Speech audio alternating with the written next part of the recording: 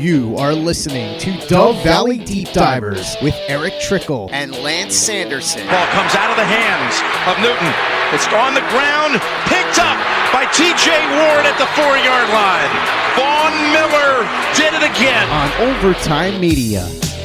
And it looks like we are live. Give me just a second here so that I can add in the Mile High Huddle Facebook page and get all of our wonderful Facebook subscribers into the chat as well.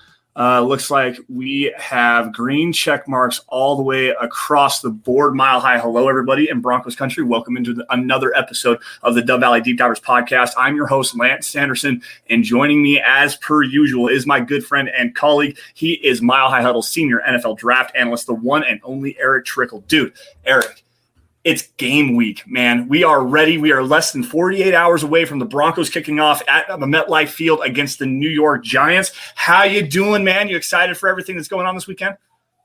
No, man, I'm just tired. No, of course I'm super excited. Football's back. I mean, like it seems like it's been forever since football's gone. Every single year.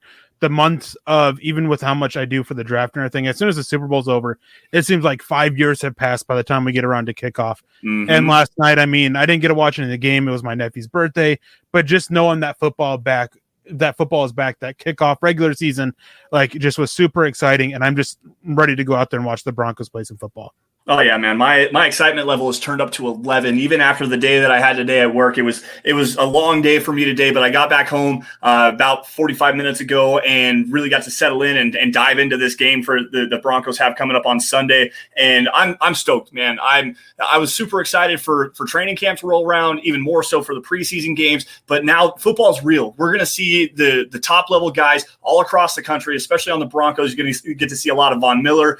Cortland Sutton's going to play a lot. Obviously, we're going to see Teddy Bridgewater. The entire offense is going to be good to go from the sound of it. Noah Fant sounds like he's a good to go as well. So I'm super stoked, man. The Broncos have a really good matchup against the Giants this week. The Giants defense is a very underrated unit. It's not the best unit in the world, but they are very underrated. They have some really great pieces along, especially the interior front seven.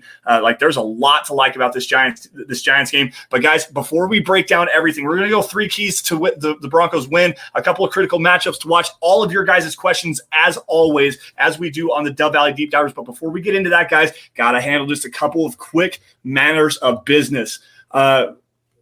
First things first, guys, I got to wish a big congratulations to Howie frickin' Day on winning the Von Miller jersey that they gave away the other day on the Huddle Up podcast. And our last stars giveaway, where we had 500,000 stars to do a Von Miller jersey giveaway. We're doing the exact same thing this month as well, only we dialed it back a little bit to make it a little bit more feasible. So hopefully we can get the goal done by the end of September. So this month, guys, 250,000 stars on Facebook will get you entered into a Justin Simmons jersey giveaway. Right now, we're 9% complete. Top 5 star senders right now are Samisi Moody. That's actually Liliana Moody. That's Natani Moody's mom. Michael Ronquillo, who's been a big supporter of every single show. Stu McPeak, the Zeus himself, up there on the Mile High Huddle Mount Rushmore. Randy Jones, Shane Daniels, Howie frickin' Day back in the works. Travis Weber as well. Simon Weeb, Gary Leeds Palmer, Peter Middleton over there in Cambodia, who does the Lord's work and helping us find all of the star donations on Facebook. But guys, also in this giveaway, we're doing another one for the YouTube channel as well. We're going to do the top 5 Super Chat superstars of the month are going to be put into a random draw. And best of luck to every single one of you guys. So get your Super Chats in, get your star donations in. Make sure you guys get as many tickets as you possibly can to win a Justin Simmons jersey, hopefully by the end of the month. Now, guys, you guys are also watching the Dove Valley Deep Divers podcast. You guys can find me on Twitter by finding me at Sanderson MHH. For Erick, at Erick Trickel. Also, guys, while you're on Twitter, make sure you guys are following at Mile High Huddle. That's where you're going to get breaking news and analysis on your Denver Broncos, including film breakdowns, opinion articles, anything regarding Denver Broncos news. That's where you're going to find it. Now, Erick, let's just dive right into this game with the Broncos and the Giants. Big injury news for the New York Giants. Tight end Evan Ingram is going to miss the game. He has been ruled out with a calf injury, did not participate all week this week. There was questions if he was going to be able to play, officially listed as out. Saquon Barkley, who is coming off of that torn ACL from last season, was a limited participant all week this week. He's actually questionable to play. Sounds like he's going to play. We're just not exactly sure how much. Kenny Golladay has a hamstring injury. Adoree Jackson is dealing with an ankle. So the Giants are coming into this game pretty banged up, man. I think the Broncos are going to have a pretty decent advantage here. Well, definitely. And I think the biggest thing is one that you didn't even mention is that their starting left guard, Shane Lemieux, he's going to be playing on a partially torn patella tendon. And for an offensive lineman, that's so hindering for their movement ability.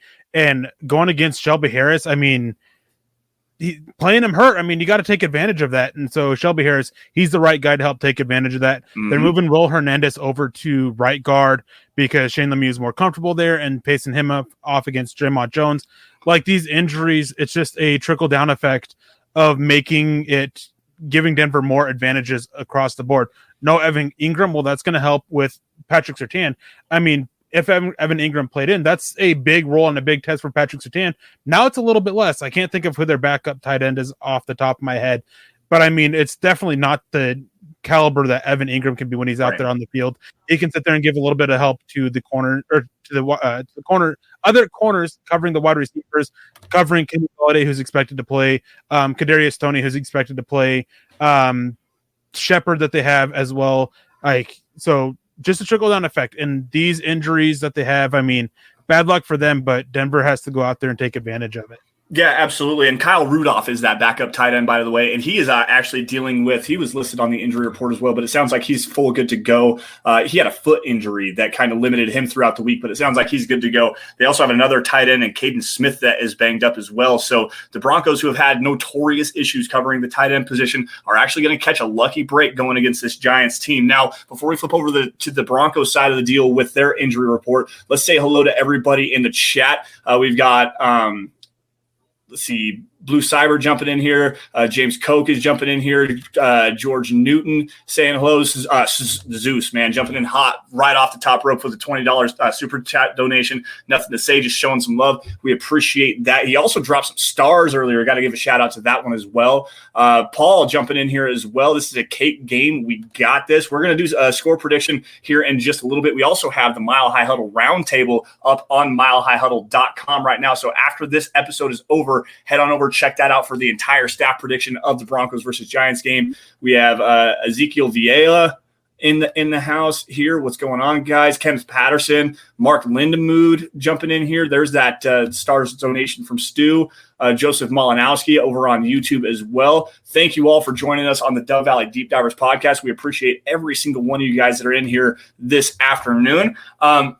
Getting right back to it, though, the Denver Broncos, they have a couple of big injuries that they have to worry about as well. As I just aforementioned, Noah Fant has a knee injury. He was a limited participant in practice on Wednesday, but was full Thursday and Friday. It sounds like he is full good to go. Not exactly sure if they're going to put him on a pitch count with Albert Okwuegbunam coming off of that ACL injury of his, that he had last year as well. But it sounds like both Alberto and Noah Fant are full good to go. Bradley Chubb, the outside linebacker edge defender for the Broncos, also dealing with an ankle injury. This is not the one that he had surgically repaired earlier in the offseason. It's a different one. Not exactly sure the full extent to it, but he was limited Thursday and Friday, is questionable to play. Not exactly sure how much he's going to play. And we might potentially see a lot of Malik Reed and really a guy that shined in training camp and Jonathan Cooper. Eric, what's your takeaways on that? I mean, obviously you want Bradley Chubb to play. He is definitely in a different class above Malik Reed and Jonathan Cooper. But the biggest thing too is that Andrew Thomas, their left tackle, I watched every single snap he played in the preseason, and it looks like that he actually regressed from last year, which is saying a lot because last year he was absolutely terrible out there on the field, and he leans and lunges and just constantly puts himself off balance, which is so easy to take advantage.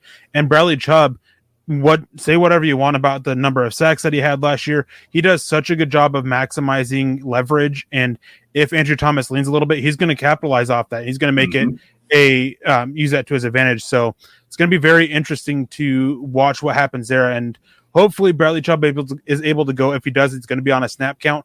But even for 20, 30 snaps on the game, Denver can use him to help keep the other pass rushers fresh a little bit and get some of this chemistry down on opposite ends between Von Miller and Bradley Chubb. Right.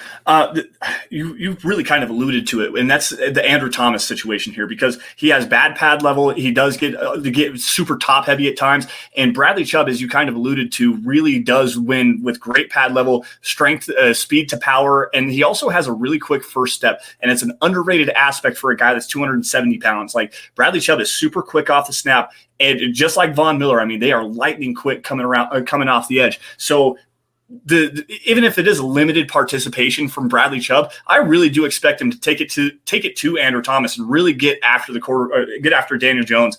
Eric and I were talking about this coming up right before we went live about where Bradley Chubb is as far as like in the tiers of pass rush. Obviously, he's not a top 5 guy, but really, if you think about it, you go back and you look at his pass rush productivity grades, his win rates and stuff like that. The amount of pressures he had was 52 total pressures last year, which was 7th in the NFL. Even though he only had 8.5 sacks or 8 sacks, something like that, he wasn't necessarily getting home. He's still very disruptive in the backfield. So to me, if you don't have to play Bradley Chubb a lot in this particular game, kind of let him rest up, get him back into shape, and really get pushing forward for week 2 and 3 and for the rest of the season. To me, that might be the best route for the Broncos to take here, because I do think that Jonathan Cooper is really going to have a very decent game as well as that. I think he's probably going to be the first guy on the field on that side of the field, because Malik Reed is really that backup to Von Miller.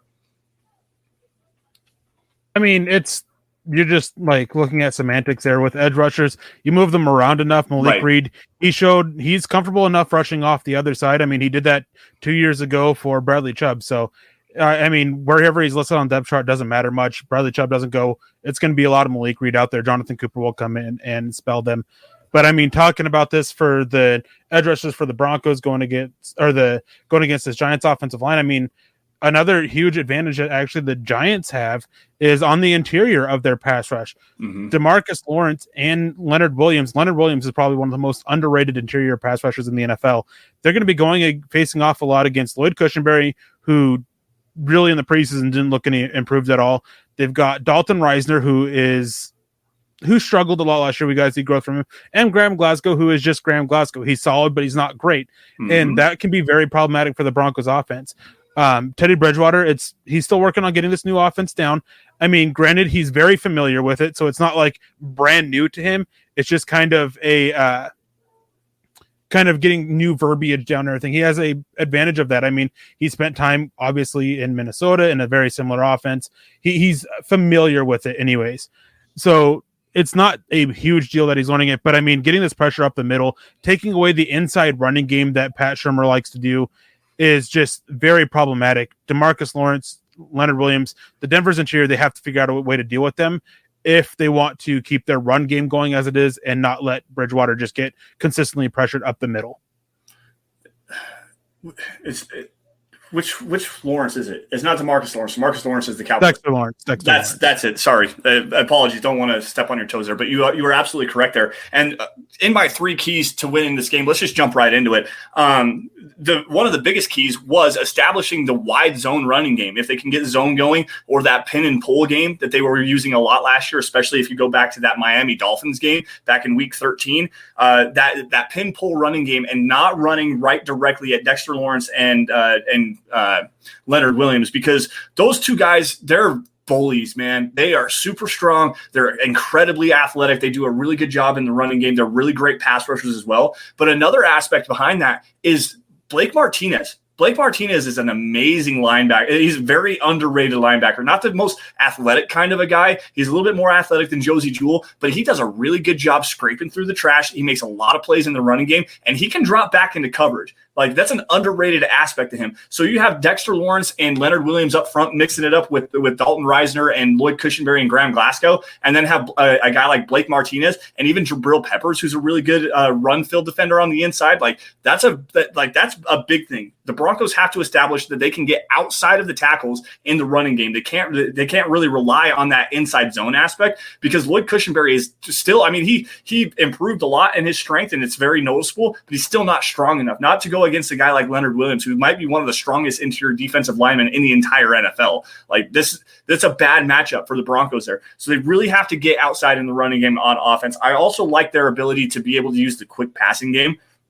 Now, one thing that the Giants do very well is they disguise their coverages a lot, and they have a lot of versatile players in that secondary. So it's going to be kind of hard to read, but Teddy Bridgewater does such a good job diagnosing things pre-snap, understanding where he needs to go with the football pre-snap, and then post-snap, he actually delivers on that quickly. I think that the quick passing game and the outside running game, whether it's zone or the pin and pull game, that's going to be the keys for this Broncos offense to really take it to this Giants defense. Yeah, and the last year, I mean, there's only so much you can look at from last year and bring it over to this year. I mean, it goes for both ways. The New York Giants defense last year was extremely underrated. They were a top 12 unit at the very least. Mm-hmm. And I mean, they were just really good, but they also have a lot of moving pieces on that defense. A big reason why they were so good, especially up front, was Dalvin Tomlinson was just a tremendous player for them, and he's gone. BJ Hill, a key rotational piece on their defensive line, is gone. Kyler Fackrell was a starter for them, and he's gone. I believe Julian Love, a starting safety for them, is gone as well. So, I mean, Denver, they have a lot of moving pieces on their offense, basically at quarterback. I mean, a brand new quarterback. And it's easier. I don't want to say easier, but it's overall, when you have just one big rotating piece or two, like the Broncos do with right tackle, compared to 5 or 6 new pieces moving in and stepping into a starting role, it's a little bit easier to manage that, especially when the starting quarterback has familiarity with the scheme. These guys on the Broncos or on the Giants defense, they're not exactly familiar with it. So it's going to be a very interesting watch. I think this is going to be a defensive battle. I think, though, that the Broncos offense is going to manage to find their wins a little bit more often. And the biggest reason for that isn't so much about the Broncos offense per se, but I think that the Broncos defense is just going to be so problematic for Daniel Jones, who has more fumbles than he does career starts, that he is just put him under pressure, and he'll make multiple mistakes. I think that is going to be a bigger issue with them and help Denver pull out the win in this one. Yeah, absolutely. And to my second point, you kind of just alluded to it. It's the defense. It goes, the second key to the game is getting after Daniel Jones. And we kind of already talked about it with Von Miller and Bradley Chubb and Jonathan Cooper and the guys coming off the edge. But you also alluded to it as well with Shelby Harris and Draymond Jones, those guys getting after the passer along the interior of the defensive line. Daniel Jones is a really good quarterback as far as running the football, but that dude turns the football over way more than Drew Lock. It's actually quite amazing. I heard an interesting statistic today. Real quick, I just want to mistake something. I said Julian Love is no longer with the Giants. That is actually incorrect. I just looked at the wrong tab I had open. So Julian Love is still with the Giants. He's not a big piece in this. You're good. That's fine. I mean, everyone gets one wrong every now and again. I mean, look at my track record. I have plenty of those out there. So, but Daniel Jones has played in 25 career games as a starting quarterback in the NFL. He has 29 total fumbles. He's averaging over a fumble per game. Like, this is a big deal, especially for guys like Von Miller, who does a really good job creating strip sacks. Like, he does a really good job forcing the ball out of the quarterback's hands in that aspect. Now, Daniel Jones threw 13 interceptions last season, and he had a really bad one against the New England Patriots in the third preseason game just a couple of weeks ago, throwing across his body inside the 5-yard line and threw a bad interception where it looked like he was he was targeting Evan Ingram in a zone there. I can't remember who it was specifically, but like, Daniel Jones turns the football over a lot. So that's the third key. Get after Daniel Jones first off, make him move off his spot, and then force him into bad plays, bad turnovers, because the Broncos have to start winning this turnover battle. And Vic Fangio kind of alluded to that, saying that they want to force 2 to 3 turnovers every single game. And this Broncos defense has the guys that are able to do that. I mean, Justin Simmons had 5 interceptions last year. Kyle Fuller in this Vic Fangio defense led the NFL in 2018 in interceptions. Bryce Callahan as well is a guy that can get his hands on some footballs. And then you also have the strip sack ability of Von Miller, Bradley Chubb, guys like that. Daniel Jones is a turnover-prone quarterback, and that is the big thing. You have to get Daniel Jones off his spot, make him make bad decisions, and force him into turnovers.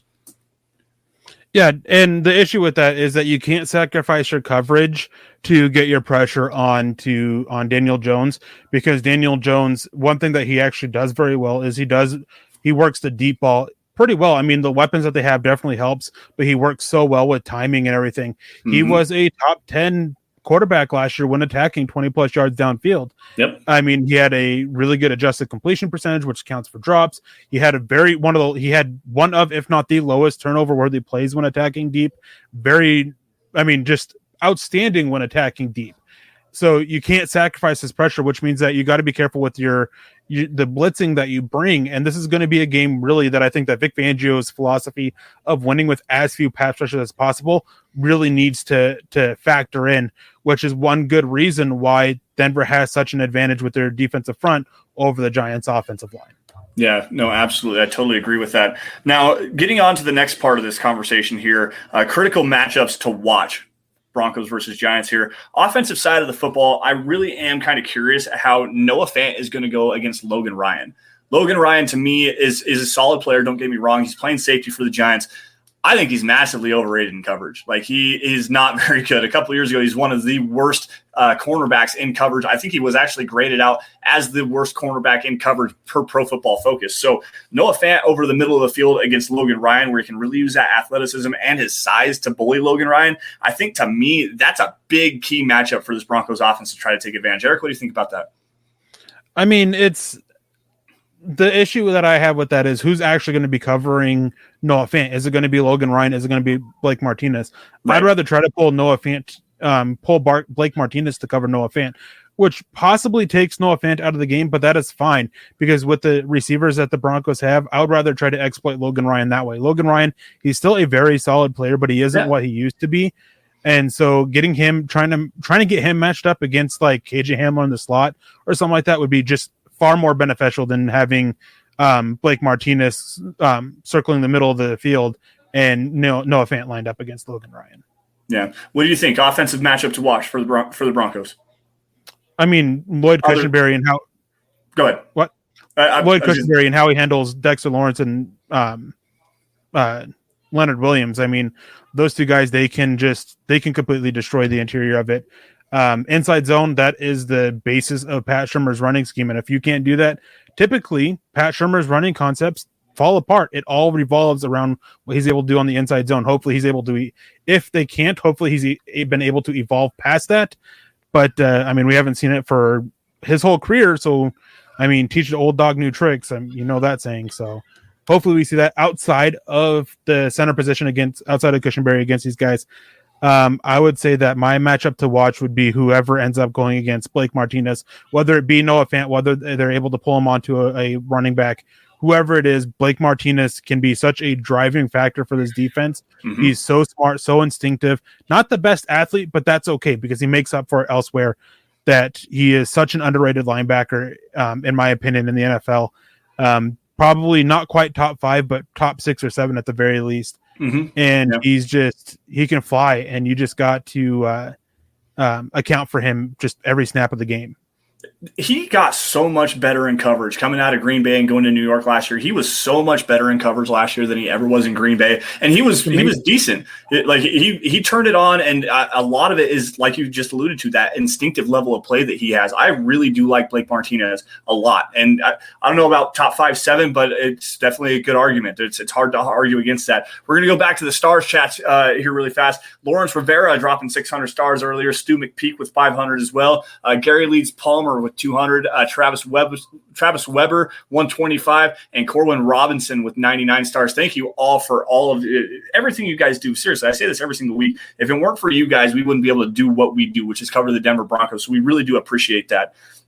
Now, on the defensive side of the football, to me, it's Von Miller. Von Miller against Nate Solder or Andrew Thomas. Nate Solder is older. He's 33 years old. He opted out last season due to the ongoing pandemic. He's starting to fall off a cliff. Ever since he left New England, he was already starting to see that age wall come to him closer and closer and closer. And Von Miller, from everything that I've heard, is as explosive as ever. There are some people up in Minnesota when they were doing the joint practices saying that Von Miller looks like the 2015 Von Miller as far as his first step is concerned, as far as his bend is concerned. Now, to me, that right there, again, and it ties back into the Daniel Jones conversation because Von Miller does such a good job of taking the football away from the quarterback, even while he's taking him to the ground. That right there is the key matchup for the Broncos. They have to win with Von Miller and with Bradley Chubb on the edge because this offensive line for the New York Giants is really, really not good. Yeah, Nate Solder, he peaked in 2015 and has been on a downward spiral since then. Maybe the year off was beneficial for him. Maybe not. It's going to be interesting to see because both Nate Solder and Von Miller having missed last year. It's the battle of these guys, and it's a battle of 2011 draft picks too. So that's one matchup. On the offensive line specifically, I'm excited to watch because, I mean, these guys are vets. They know their job. They know how to do their job. Now, who's going to go out there and execute better? Whoever goes up against Andrew Thomas, I'm curious to watch because, quite frankly, my pre-draft opinion of Andrew Thomas was that he's not an offensive tackle in the NFL, and not simply because I want the Broncos to win, but simply because I want my draft evaluation to prove correct. I want Andrew Thomas to go out there and struggle. So it's a so that evaluation of, hey, he's really not a left tackle in the NFL comes into play. But I'm also really curious to see, I mean, Draymond Jones versus Will Hernandez. Will Hernandez, he's a decent athlete, not the best, and he can really struggle with quickness off the snap and quick moves, and that is quick, twitchy athletes on the interior, and that's Draymond Jones's game. And how much can Draymond Jones use that to his advantage to get some early wins and get the interior pressure on Daniel Jones? I mean, Daniel Jones, he just struggles with pressure overall. But, I mean, if you're just getting pressure up the edge and not up the middle, he does a good job of handling that. You got to just collapse the pocket from all angles and just really put the pressure on him. And so it's going to need to be a work of unison between these edge rushers and the interior guys. Yeah, no, absolutely. I definitely agree with you there on everything.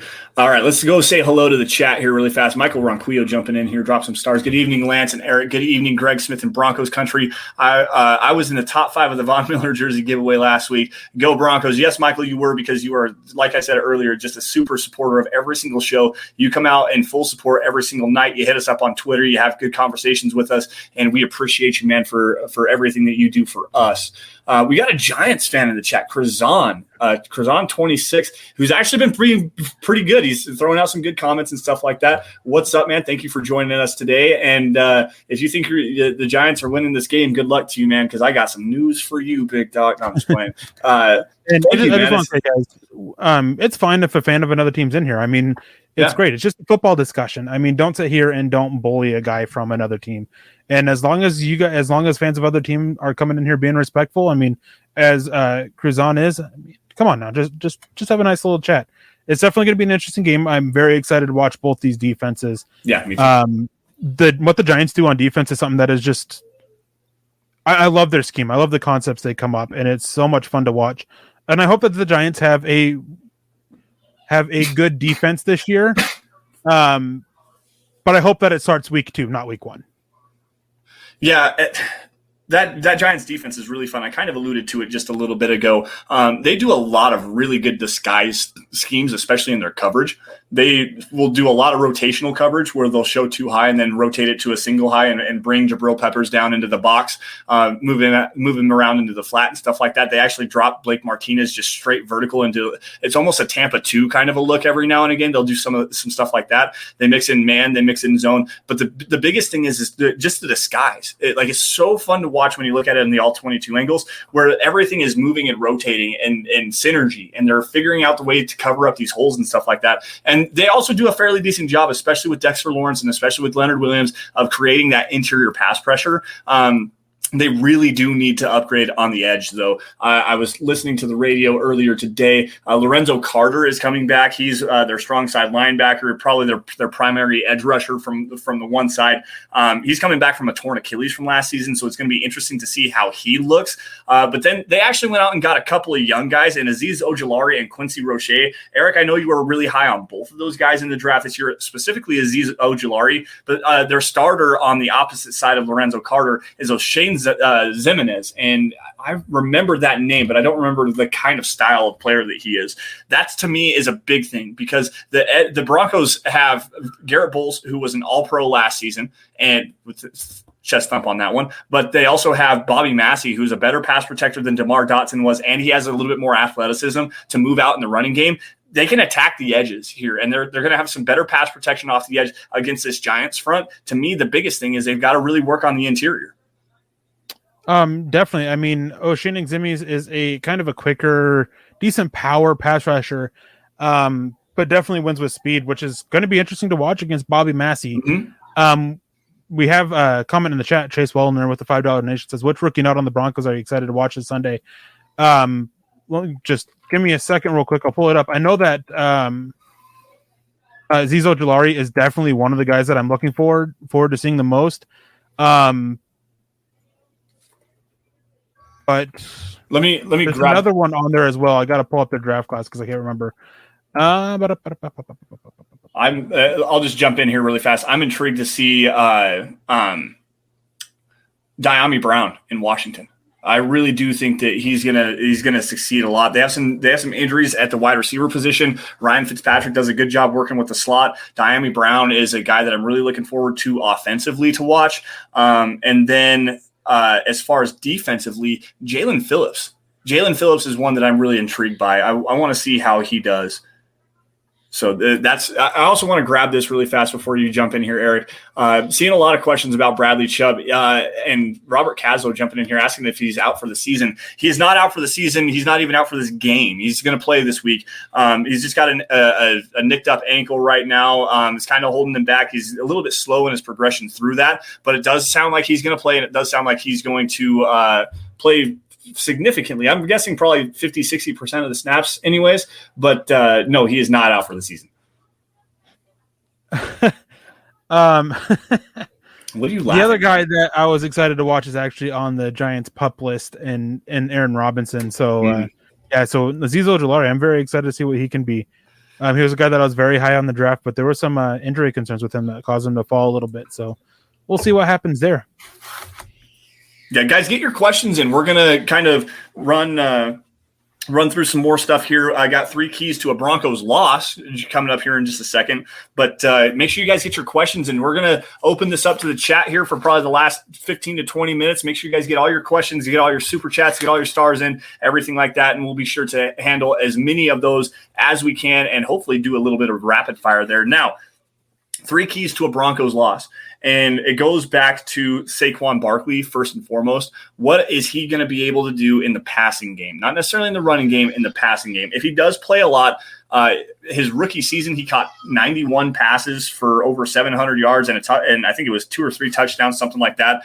And the Broncos have been notorious, not only bad covering tight ends, but also running backs out of that backfield. So if Saquon Barkley plays the majority of the game, that to me is a big thing. If they cannot limit his effectiveness in the passing game, that's going to be bad for this Broncos defense. I mean, to be fair, his rookie year, he was like the only decent weapon on the offense because I think they had other weapons, but I think they all got hurt his rookie year. Yep. I might be mistaken on that and mixing up years, but yeah, I mean, definitely, I agree with you. Being able to not necessarily shut down Saquon Barkley, but slow him down, both as a runner and as a pass catcher. Denver's defense last year, they had their moments of really struggling against the run. A lot of it was that after a certain point, teams were just able to consistently just run the ball and just eventually tire them out and break them down. So hopefully that the Broncos are able to keep that from happening this year, which should help their run defense. And they got to be able to limit what he does as a pass catcher. I mean, Saquon Barkley is a major safety net for Daniel Jones or any quarterback that's out there because of the caliber of player that he is. Mm-hmm. So being able to limit what he can do is going to put more pressure on Daniel Jones to go out there and perform. And the more pressure that's on there on Daniel Jones, not just physical pressure from pass rushers, but pressure on his shoulders, the mental side of things of it also can lead to mistakes. So if they can't take out Saquon Barkley, this could end up being a very rough day for them. And I'm going to go ahead and jump in with another key, at least for me, is I've talked about it quite a bit. I've mentioned it multiple times. Lloyd Cushenberry. I mean, To me, this is one of those games that you win or lose by what happens in the trenches. So if Lloyd Cushenberry can't handle Leonard Williams, Dexter Williams, and Austin Johnson, who is their starting nose tackle, then this is going to be a very long day for this Broncos offense. Lloyd Cushenberry has to step up and show that why he was drafted in the third, or better yet, why he was overdrafted in the third round by the Broncos last year, and finally step up and perform. Yeah, absolutely. To me, and you're absolutely right. We've talked about it enough, and the other key that I had here was not being able to get to Daniel Jones. and not being able to get him to force turnovers and stuff like that. Letting him use his legs is the biggest thing, because Daniel Jones is actually an elite runner with the football. He has multiple long runs for touchdowns. He does like to trip on his face a lot, so that's going to be really fun to watch if he does have that baby giraffe moment, because he's super long, super tall. The guy has the longest neck I've ever seen in my life. It's wild. But he is a very good runner with the football. He throws on the run pretty well as well. And like you said, the deep shot. If Daniel Jones gets the deep ball going, this Broncos defense can be in a lot of trouble there. Now, offensively, quite honestly, the way that it scares me the most is the biggest key offensively is Teddy Bridgewater has to take care of the football. Turnovers and pass protection are like the two of and establishing the running game. Those are always going to be three big keys. But Teddy Bridgewater cannot have one of those games where he throws, 2 interceptions, doesn't put the ball in the end zone, and has a strip sack fumble, because Daniel Jones might be able to do just enough against this team. And if the Broncos are losing any of their opportunities to score points, Daniel Jones, while he may not score a whole bunch of touchdowns, they might kick a bunch of field goals. And with this defensive battle, if the Broncos can't get the ball rolling, I mean, Daniel Jones can do some things, man. He really can. So Teddy Bridgewater really has to take care of the football. I mean, he does. I mean, it's just a simple fact of you don't want to give their offense more opportunities, and you don't want to let their defense get extra opportunities for rest. I mean, this defense, any defense, even the Broncos defense this year, the more the opponent's offense has the ball, the more tired your defense gets. I mean, we see it time and time again with how these guys break down. So it's got to be, you can't get those you can't turn over the ball, and that's something that Teddy Bridgewater does decently, but not like he's not excellent at it. I actually have a couple pieces, or a piece out breaking down his interceptions from last year, and another piece that I'm working on right now, and he can't make these kinds of mistakes. There seems to be a lot of it is that everybody talks about his arm strength, and his arm strength comes into a factor on multiple of these interceptions, but not in the way of, he's underthrowing the ball. There's this on some of these shorter throws at times, he can just put a little too much on it and just sail past his receiver and throw the interception. So he's got to watch it. He's got to settle down. And we can't see what he did against the Rams happen again in this one. We can't see him focus and concentrate on trying to get guys like Tim Patrick or Cortland Sutton or Albert Okwuegbunam involved. We can't have that. You got to spread the ball out. He's got to go out there and he's got to be normal, for lack of a better way to put it. He's got to put it normal Teddy in the fact of spreading the ball around, not necessarily the short throws, not necessarily the turnovers and stuff like that. I mean, well, including not turning the ball over, of course, but spreading the ball around, just using your weapons, trusting your weapons, letting your weapons go out there and make plays. Yeah, absolutely. All right, let's jump back to the chat here. We've got about 24 minutes and some change to run through a bunch of these questions here. James Koch coming in with a really good point. The Broncos have to be mentally tough with the anniversary of 9/11. The New York crowd is going to be even more raucous than they already are. They got to stay patient but aggressive. Go Broncos, baby. And yeah, that to me, that's a big X factor in this game. I mean, it's the city of New York. That whole city is going to be on fire on Sunday, especially for this Broncos game. And that can really fuel a team in a certain way. Your crowd's all raucous and they're fired up from what happened 20 years ago tomorrow. And that's always 9/11 is always a big somber day. Eric, you know that for me. It's just, it means so much, especially to that city. And those players could come out, and that could be the biggest X factor in this game. Like, quite honestly, that one is a very astute point, James, and I appreciate you for bringing that up. Let's see here. Robert Caslow jumping in here. What part of the Giants is better, offense or defense, Eric? Defense. Absolutely. Easily. Yep, no question about that. And quite honestly, because a big part of it, especially for week one, is the injuries to Evan Ingram, Saquon Barkley not being fully healthy, Kenny Golladay dealing with was it a hamstring or a groin? For who? For Kenny Golladay. I think it was a hamstring injury. Hamstring is what was listed. Okay. So, yeah, the offensive weapons, and then Daniel Jones just being such an inconsistent quarterback, especially, turning the football over. That's a big thing here. Let's see here. There was a couple of good ones up here. I just want to grab this one from Jay Kozad about you guys don't sound too confident. No, we're both confident that the Broncos will walk out with the win in this one. Yep. I mean, everybody on the Mile High Huddle staff, we all picked the Broncos to win. You guys can check that on milehighhuddle.com and go and read our predictions and why we have it being the way we do. Yeah, absolutely. And a lot of what I've said tonight, we're just trying to break it down for you from all angles. This is what we do on the Dove Valley Deep Divers. We don't attack just one single thing. We want to bring every single factor into it for you guys. So, and it may sound a little bit monotone sometimes, and may sound like we're not bringing it to you with the most confidence, but it's confidence in our opinions, and we want to bring to you every single one of those.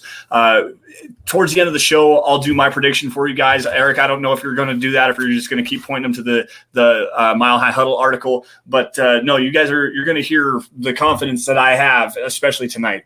Let's see here. Michael Ronquillo jumping back in. I think he has some stars on this one as well. Who will score the first touchdown for the Denver Broncos against the Giants? Go Broncos. Eric, what do you think? Cortland Sutton. I'm going to disagree with you because I've got I'm used to being wrong. Well, no, this is bold prediction because where is it at here? Actually, I'll just grab the first one. Surtain is looking forward to seeing, as well as Lawrence Wilson-Jones and Trey Lance. This is talking about the rookies. Patrick Surtain is going to have a pick six on Daniel Jones, so that's going to be the first touchdown. Pat Surtain is going to, again, silence all the people that said that they should have went out and got Justin Fields, much like he did against the Minnesota Vikings, and take one to the house for the first score for the Broncos, first score of the game, actually. I'm going to call that. Now, you were one of those people, so. Hey, you know what? I was. And I was also one of those guys that said it doesn't necessarily matter. I can want Justin Fields all I want to. That ship sailed. It's a done conversation. I can want Justin Fields and think that it was a bad move, but also still at the same time think that Pat Surtain is an amazing player. And the Broncos picked a great player, a top five cornerback, a guy with that kind of upside. But in the situation of where it was, the quarterback was more important than the cornerback. So there is the criticism there. Now, I do love Pat Surtain. I think that he was a great player. I didn't like the scheme fit, but it looks like they're figuring out ways to use him the right way. And I am very high on him in this defense. I'm not gonna deny that by any stretch of the imagination. So there's that. We'll just end that conversation there. Let's see here. Who do you think will have more rushing yards? Is this going to be on the season, or is this going to be just in the game? Melvin Gordon or Javonte Williams? Eric, let's do both, actually. Let's do both. Melvin Gordon for both. Melvin Gordon unless he gets hurt. Okay, and that's a fair thing. The one thing I will counter on that as well is if he has those fumbling issues just continue that he's had for the majority of his career. I don't think that they're going to Pat Shurmur's not going to allow that to happen again. And if I remember correctly, I think Javonte Williams only had like one fumble in almost 500 career carries at North Carolina. Like, that guy doesn't fumble the football. So that to me is another one. But I'm going to agree with you. Melvin Gordon will have more rushing yards on the season and against the Giants. I think they're going to slowly work Javonte Williams in. And I think that's what the plan really was for the entire majority of the season, because Melvin Gordon's making $8 million and Javonte Williams is their prized possession as a guy they traded up for in the second round to go and draft. They want him as the future. So they're going to limit his impact early, maybe move more towards him towards the end of the season to keep Melvin Gordon fresh for a potential playoff run, because I think this Broncos team has enough ability to go to the playoffs this season. I will add, though, that if the Broncos can't figure out how to handle Dexter Lawrence and Leonard Williams up front, then it would make more sense for them to go to Javonte Williams more often in this game than Melvin Gordon. Yes, it would, because of his vision and his ability to bounce it to the outside. I do like his physicality. Yeah, that's also he's far more physical than Melvin Gordon. So if they're constantly crashing up the middle and everything, I would trust him to break the tackles more to get some positive yards than Melvin Gordon. Yeah, absolutely. Peter Terranova jumping in here. Does Pat Surtain play the first snap on defense? I'm going to jump this one off really fast. It depends. And I know that that's like a cop-out answer, but to me, it depends on the package that the Giants roll out on their first snap and what the Broncos think that they're going to be able to do against that. Because Pat Surtain, while he was a top 10 pick, right now could be considered quarterback 4 on this roster behind, Kyle Fuller and Ronald Darby and Bryce Callahan. So they could roll out their nickel package and have those 3 guys on the field before Pat Surtain. If the Giants run 3 wide with a tight end as well, and they want to run a dime package or even a lighter nickel, essentially, and have Surtain play that star role, that star safety role, they could potentially do that. it's just hard to tell at this particular point. So I'm not going to say yes or no specifically until I know a little bit more. And then, well, yeah, I don't know. It's a long walk to a small drink of water there, but I don't know. Eric, what do you think? I mean, there's obviously so many variables in it. I mean, what do they line up in? I'm not going to sit there and say that he will, but I won't say that he won't either because there's just so many variables about it. And I have Tez Esquire in there saying, you guys think Williams is more physical than Gordon? That is cap. No, that is truth. Melvin Gordon just doesn't handle contact very well. He's one of the worst guys when it comes to creating yards after contact for himself. And he's one of the worst guards when it comes to breaking through these tackles and forcing missed tackles. So yeah, like Javonte Williams is just far more physical. Didn't Javonte Williams set the NCAA record last season for most broken tackles in a single season? Something like that, yeah. It's ridiculous. And Melvin Gordon, yeah, while he's a physical runner, especially inside the 5, like that guy he has a nose for the end zone, that's to be sure. But as far as an every single down player, Melvin Gordon does slip up on first contact a little bit more. And he doesn't have the best balance either. Like, quite honestly, Javonte Williams with this balance after he bounces off a guy to continue to get back to full speed as quickly as he does. Javonte Williams is going to be a special player. And yes, he is a more physical runner than Javonte Williams is. Let's see here. See if I can find another good one here. I don't want to. I'll grab it. It's a rough question. Is Bradley Chubb a bust considering we could have kept Shaq Barrett? Not yet. No. Not yet. You gotta get him through the rookie contract at least. He has to play well this year. I will say that he has to play well this year, and he has been playing well. One could argue he is in the top 10 to 12 edge rushers in the NFL based on his production. A big problem is, and Eric and I were talking, like I said, we were talking about this earlier before we went live. You have the injury issues there, and then also some of the lack of productivity as far as the sack numbers go. However, sack numbers aren't a true indication of how effective an edge rusher is. I mean, you have the pass rush win rate, how many pressures he got, how disruptive he was as far as in the running game, and Bradley Chubb's a great run defender as well. I won't say that he's a bust right now, and I'm not even going to say that he's going to trend that way. But I will say that for a top 5 pick, it has been just a little bit underwhelming, in my opinion. I definitely agree. I mean, this is a guy who he had a very promising rookie year, then missed 12 games, then came back. And last year, he had a very solid year. I mean, I don't think people realize just how good of a year he actually had last year. He was double teamed on like over 80% of his reps. I can't remember the exact number of it. I mean, it was just a large amount of his percentage of his total pass rush snaps, and he still managed to get one of the highest amount of pressures off the edge. I mean, he had a really good year, but the injuries are concerning. He missed time he's missed time multiple years, including that the year that he tore his ACL. So got to see what he is. Right now, he's probably looking at a deal a little over $20 million simply because of what TJ Watt just set with his new contract for the new price range for it. I mean, that's tier 1. Bradley Chubb's in that tier 2, which is probably $20 to $25 million on an average per year basis. So, I mean, he's good. But good news is that Denver has some time before coming to his contract. So we'll see what happens this year before we really determine where his costs should actually fall in. And while I agree with you, I do still think, and again, we were talking about this earlier, I think there needs to be some injury protection there as well, especially if the Broncos are going to extend him a contract right immediately following this season. They have extended the 5th-year option to him, so they have that in their pocket to kind of work with as well, maybe get another year underneath their belt and really take a good long look as a prove-it deal.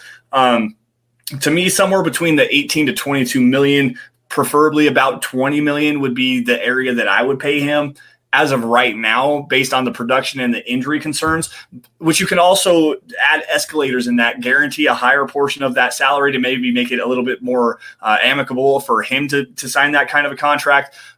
It's a very interesting conversation because there's so many different facets that you have to take a look at this from. I mean, you can look at from 1,000 different angles and come up with not even a single same answer in either way of it, because when he's on the field, he's a top 10 pass rusher.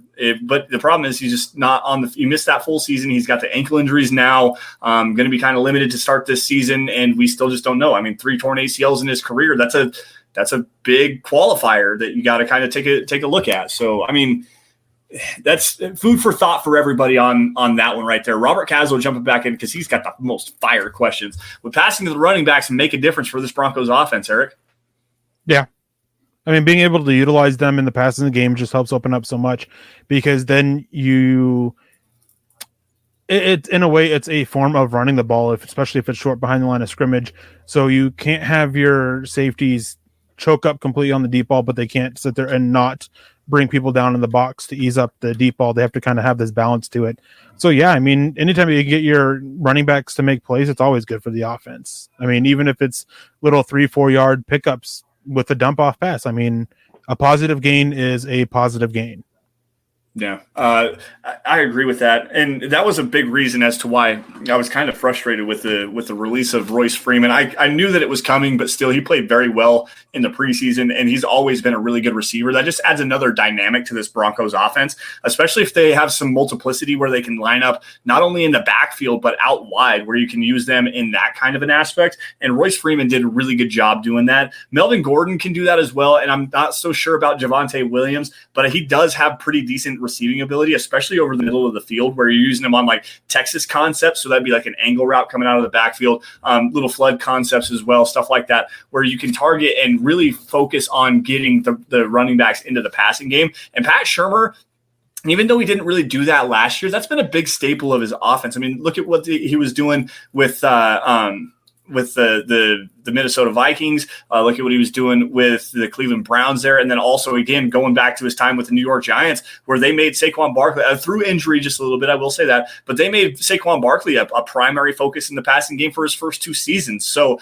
to me, that, as Eric said, it opens up just so many different facets to this Broncos offense that you really kind of have to make that a focus of the offense, especially with Teddy Bridgewater under center. So, here's a comment I want to grab simply because we touched on it a little bit and just explain a little bit. Jay Kozat says, no way I give him Von money unless he balls out. Well, here's the issue. What Von Miller money, that $19 million on the average per year basis, was the highest defensive contract for a NFL player at that time. Mm-hmm. That is now like low-end tier 2 edge rusher money, thanks to the contracts handed out to Bosa and TJ Watt and Myles Garrett. Tier 1 guys are now getting $8, $9, $10 million more on an average per year basis than Von Miller is. So you can't really sit there and say Von Miller money, because you have to factor in for the inflation on the market, the new TV deal, all these factors that go into how much these players get. Von Miller money with inflation now is like $28, $29 million on an average per year basis. It is this TJ Watt level of a contract. So no, we're not saying give Bradley Chubb Von Miller money. We're saying give Von Miller what is fair for an edge 2 or a tier 2 edge rusher, which now, due to inflation, is about 20 to 25 million, right around 22 million, really. Whereas when Von Miller got his deal, it was probably about 12 to 15 million. Yeah. And that's the biggest thing, because when Von Miller signed that contract, I believe that was going into the 2016 season after he got franchise tagged by John Elway. And like you said, at the time, that $19.5 million, I mean, TJ Watt just got paid 4 years, $112 million or something like that. It's like $28 million on an average per year basis. Like, that's quarterback money.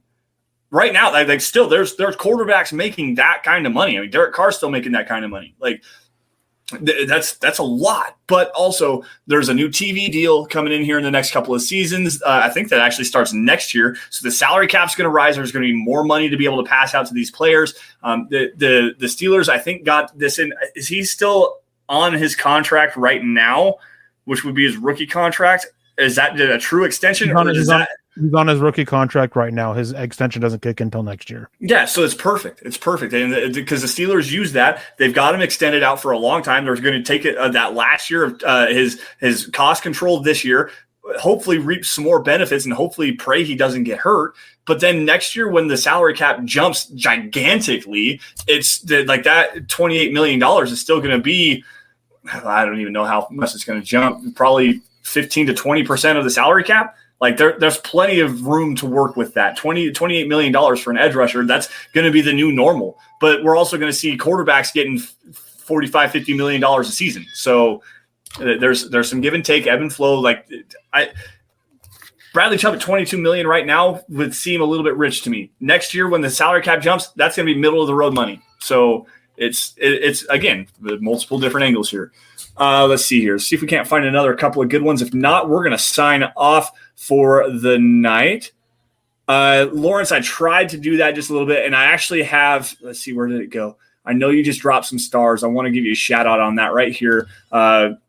Dropping some stars on Facebook, said something about we had a better coaching staff that year and more offense. I'm not exactly sure what that comment is about, but just wanted to show you some appreciation and thank you for the shout out. Thank you for the stars, and we appreciate you for joining us tonight, man. Let's see here. Is the Broncos O-line better at pass protection or in the running game? That's a good question. I'd say really neither, because the same player is the weakness in both of them. Yeah, and you, especially on the offensive line, you are only as good as your weakest link. Like, and that's a super cliche, but it is actually very true. Trevor Sandell came in. Quick thoughts on Matt Corral. I actually have an article up talking about 14 quarterbacks that might be in this upcoming draft. Some of them, of course, can decide to return. Matt Corral, my first initial watch of him earlier this summer, wasn't super high on him. But I went back and I watched him again for my second one. Right now, he's one of my favorites for this quarterback class. Not a top guy. I still think Malik Williams is the best, and then Spencer Rattler's right behind him. But Matt Corral could possibly end up my quarterback 3 for this class. And then Robert Castlew, dunking on Kush, always. Always. You're muted. There's sorry about that, guys. My son is starting to freak out, so we're gonna have to wrap this up here in just a minute. But that's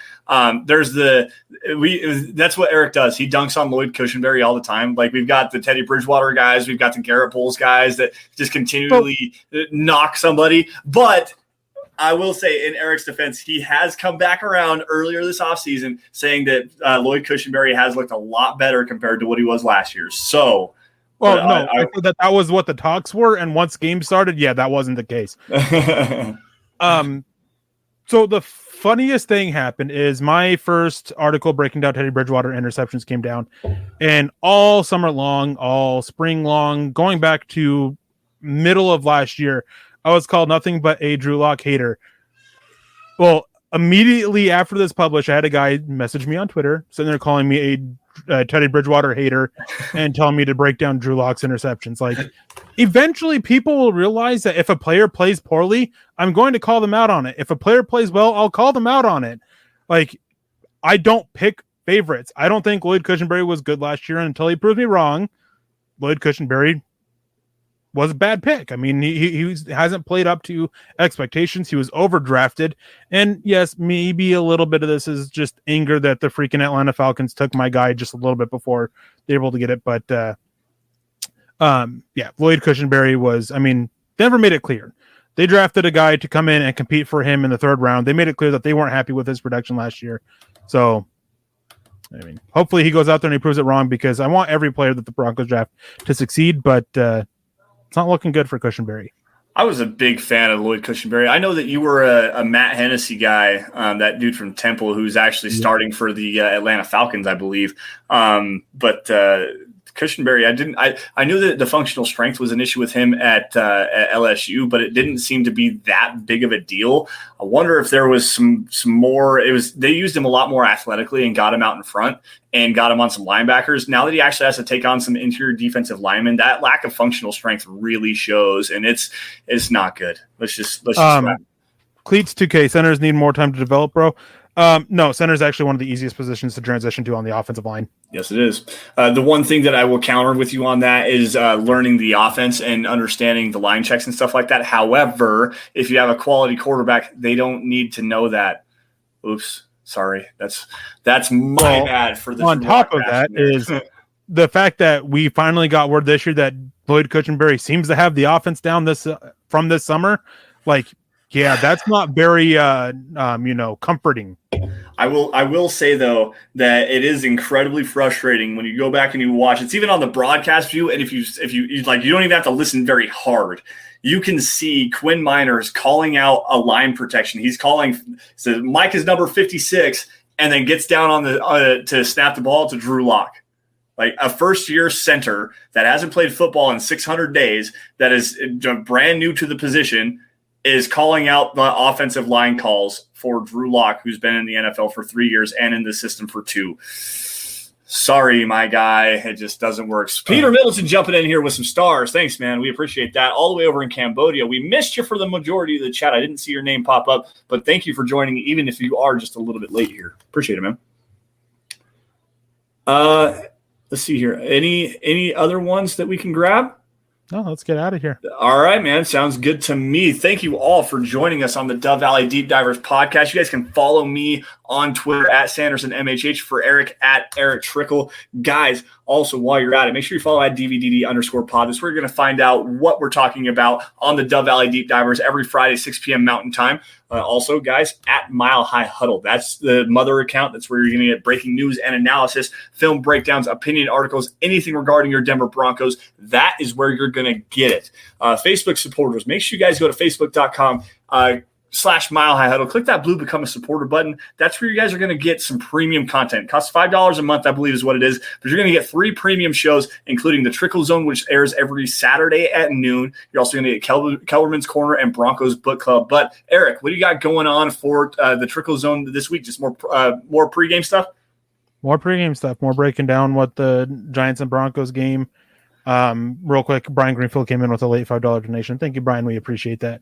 Thanks, BG. Yeah. I'm going to have Trickle Zone this week, and Trickle Zone during the season is going to be breaking down prospects.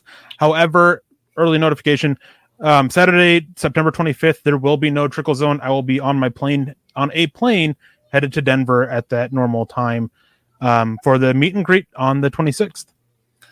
Didn't you say it was like 31 hours worth of trip and flying time or something like that? Well, my total trip time is like 65 hours, and 31 or 32 and a half hours of that will be spent either in airplanes or at an airport. Yeah, that's going to be lots of fun for you. I do know that you like to fly those, so that's at least some kind of a saving grace, man. All right, let's continue on with this. Guys, if you're financially capable of doing so and you really like the show, you really want to show a great amount of support, head on over to huddleuppod.com, guys. That's where you're going to get one of these Dove Valley Deep Divers hats. You're going to get T-shirts. There's a face mask, a coffee cup, hoodies, anything that suits your fancy. You're going to find it there at huddleuppod.com.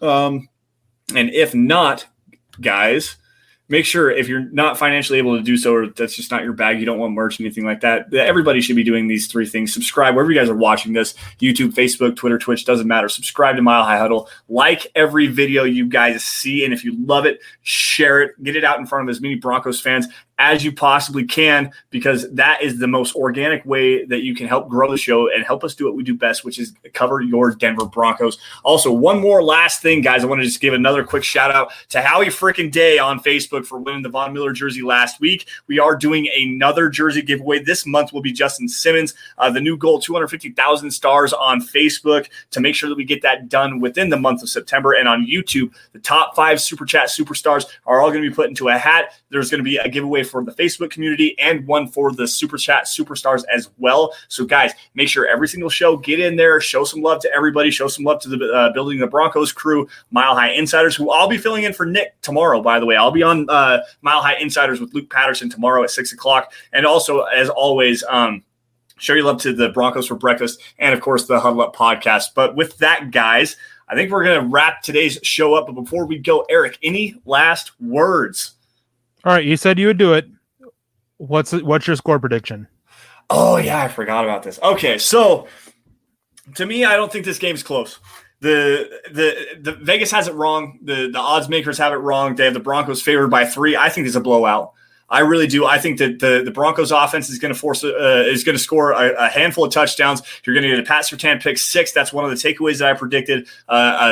Daniel Jones fumble as well. Teddy Bridgewater is going to take advantage. They're going to control this game. I have it as 31-13 Denver winning in a blowout. Make a statement opening week. All right. Well, guys, hope you have a wonderful weekend. Go Broncos. And next week we'll be able to either, well, actually, I don't think laugh is the right word. We'll either be able to cry with Lance or sit there and celebrate with him. So why? Why do you have to be this way? Why are you the way that you are? And look at all these score predictions coming in here. We got Peter Middleton, 34-10. Mark Lindemood, 24-10. Mark, thank you for jumping in, man. We appreciate that. I think you dropped some stars that I might have missed, and I apologize for that, but my stream jumped. I was trying to get to that. Lawrence Rivera, 24-21. Michael Ronquillo jumping in here, 35-10 as well. So a couple of blowouts. I know I heard 27-10. And a 31-10 score from the Broncos country tonight, guys, on KOA radio earlier today. So to me, yeah, it's a blowout. This thing is not going to be close. But with that, guys, thank you all once again for joining the Dove Valley Deep Divers podcast. You all stay safe, take care, have a great rest of your guys' weekend. Cheer loud, and as always, go Broncos. We'll see you guys next week, same time, same place.